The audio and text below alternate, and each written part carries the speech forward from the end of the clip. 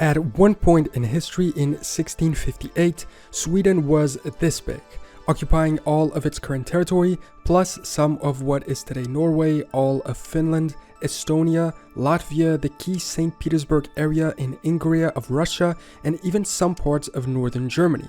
This was Sweden at its biggest extent. However, between 1658 and 2023, Sweden lost most of this territory and became reduced to what it is today. Now, reduced might be a poor choice of a word due to being misinterpreted. Sweden still holds a considerable amount of territory. It's the 55th biggest country in the world, not among the largest, but definitely not small either. But why did it lose all of these other territories, and how did it come to gain them in the first place? In this video, we are going to go through the territorial evolution of Sweden. First, presenting a summary of when they acquired and lost each region, and then going into further detail, providing more historical context for each of those moments, understanding why and how they happened.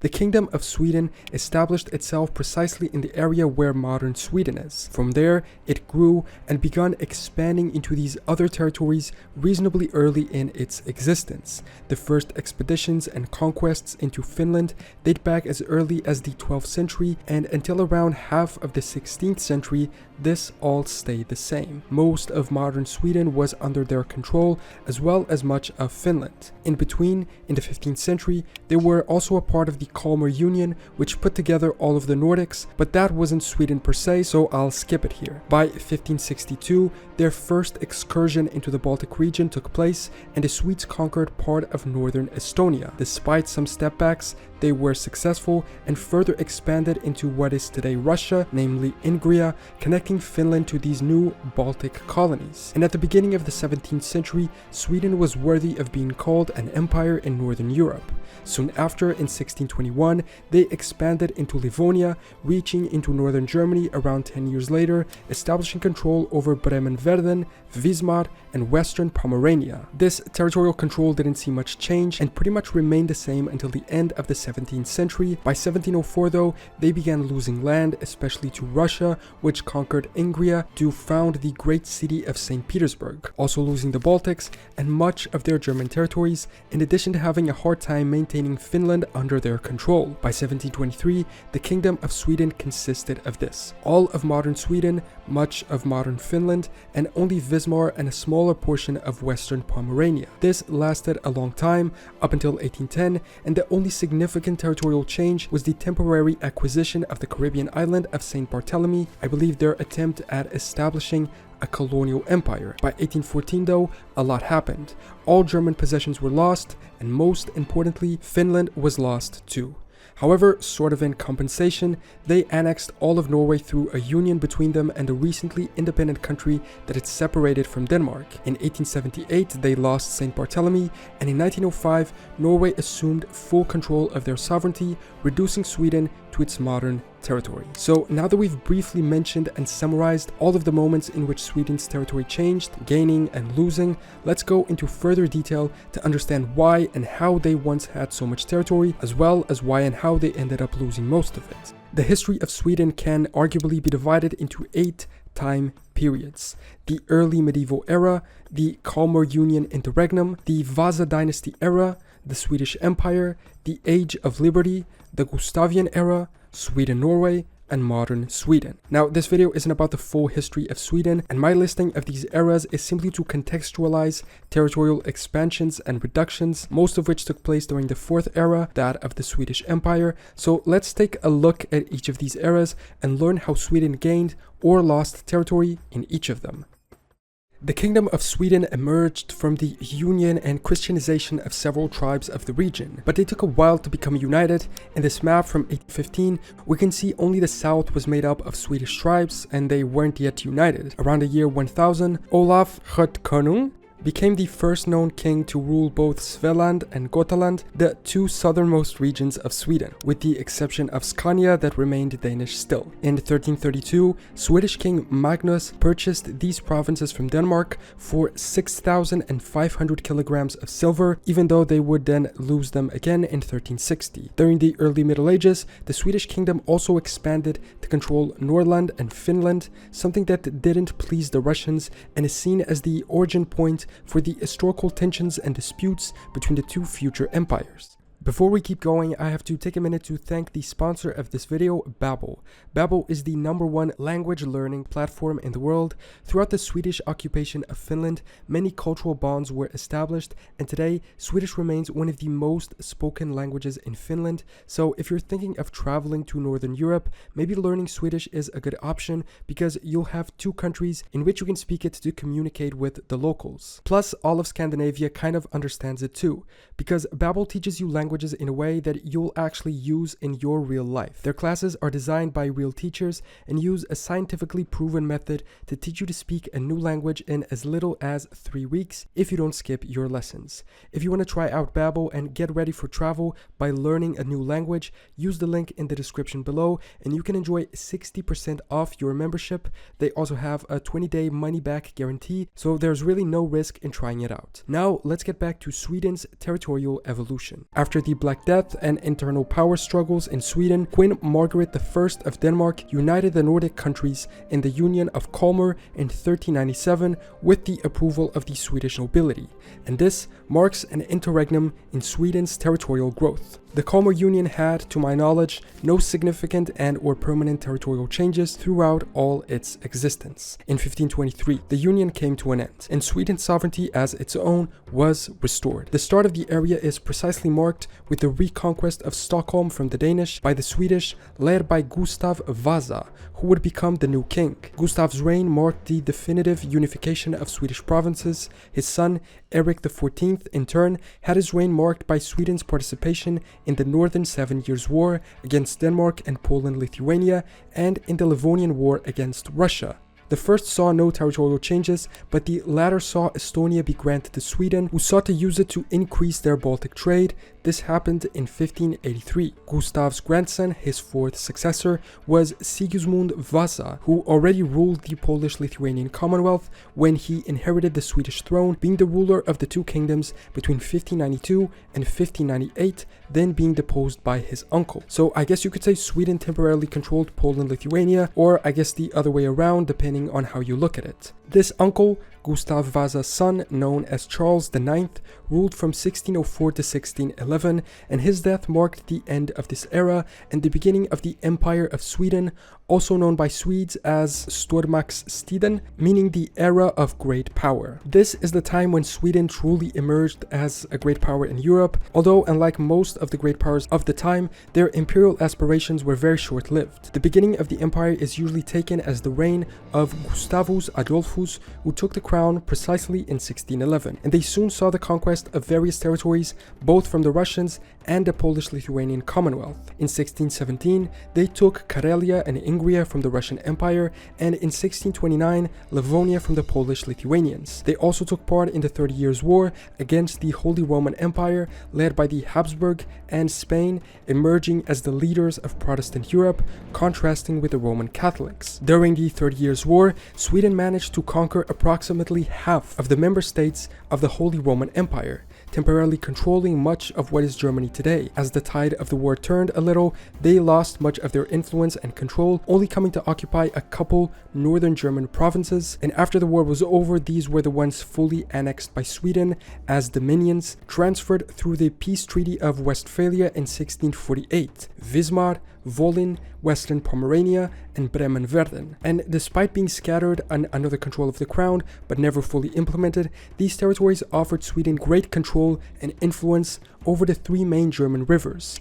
the Oder, the Elbe, and the Weser, and gained toll collection rights for those important commercial arteries, benefiting the Swedish economy. A result of the 30 Years' War was also the local Torstenson War between the Swedes and Denmark-Norway, the Swedish won, and in the Peace of Bromsebro in 1645, Sweden acquired the Norwegian provinces of Jämtland and Härjedal, as well as the Danish Baltic Sea islands of Gotland and Saaremaa. During this time, they also attempted to establish a colonial empire in hopes of rivaling other European great powers. New Sweden was founded in the valley of the Delaware River in 1638, and claims on a few Caribbean islands were also made, with only St. Barthélemy fully coming under their control.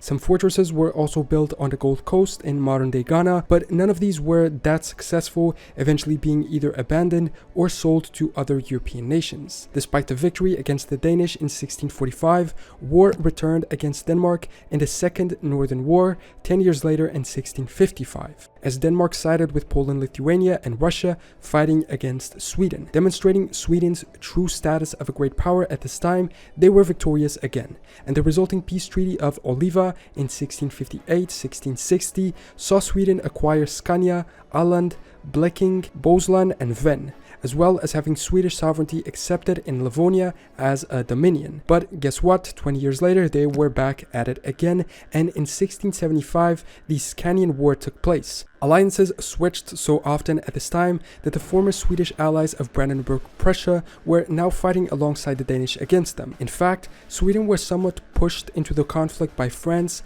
when in 1674 Louis XIV called upon Sweden to invade the electorate of Brandenburg. Despite having the French at their side, they lost, and as a result Sweden was forced to cede most of its Pomeranian areas east of the Oder River to Brandenburg Prussia in 1679. These were, I believe, the first true territorial losses of the empire, marking the apex of their territorial extent and beginning the period of territorial losses, as well as the end of the empire. Around this period, a lot of internal struggles also began happening in Sweden, with King Charles XI essentially establishing an absolute monarchy. And soon, the Great Northern War that would definitively put an end to Sweden's great power and empire began. In the year 1700, an anti-Swedish coalition led by the Tsardom of Russia, with Peter the Great at its command, set out to contest the supremacy of the Swedish in northern, central, and eastern Europe, quickly rallying the support of the Danish and Polish Lithuanians as well, who were eager to regain territory they had lost to the Swedish. The Swedes were initially successful, forcing the Danish to sign a separate peace and Poland to leave Russia's side by dethroning their king, even defeating the Russians themselves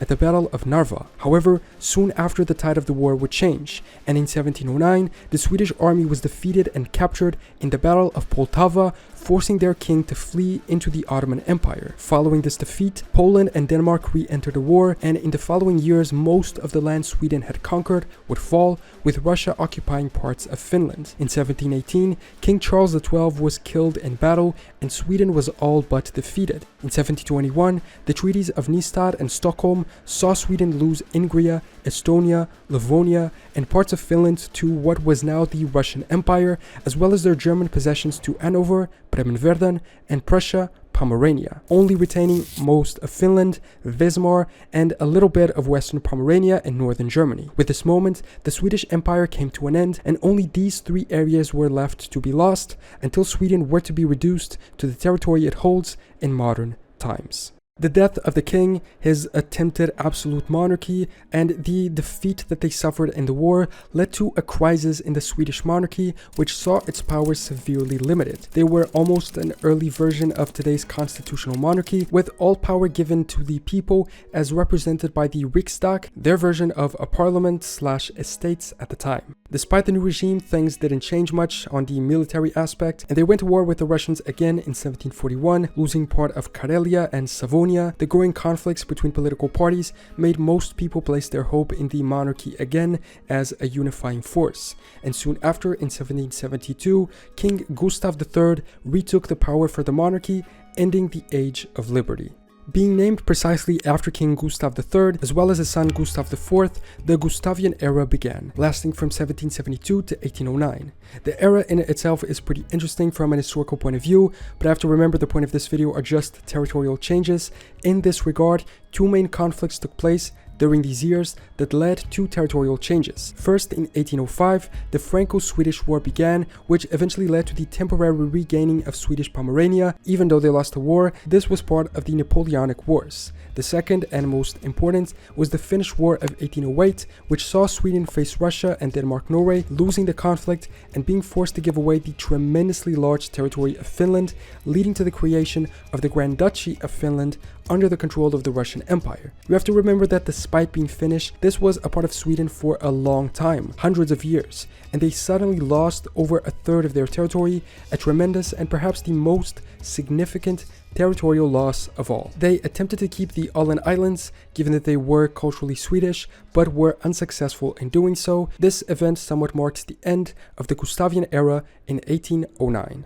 And in between this and the next era, between 1809 and 1814, a set of events took place that led to big changes in Swedish history. Territorially wise, these events were mostly connected to the Napoleonic Wars, namely the War of the Sixth Coalition, the defeat of Napoleon, and the Congress of Vienna, which redesigned European borders. But what is most important to us here is the result of the separate Swedish-Danish War of 1814 prior to the 1815 Congress of Vienna. In this war, also known as the Swedish-Norwegian War or the Norwegian War of Independence, the Swedes fought the Danish and forced the union of Norway with themselves into the United Kingdoms of Sweden and Norway. Norway had its own constitution and parliament, but not its own military, and was represented by Sweden diplomatically. In return for losing Norway, Denmark was granted Swedish Pomerania, but then ended up losing it in the Congress of Vienna of 1815, with the lands being given to Prussia.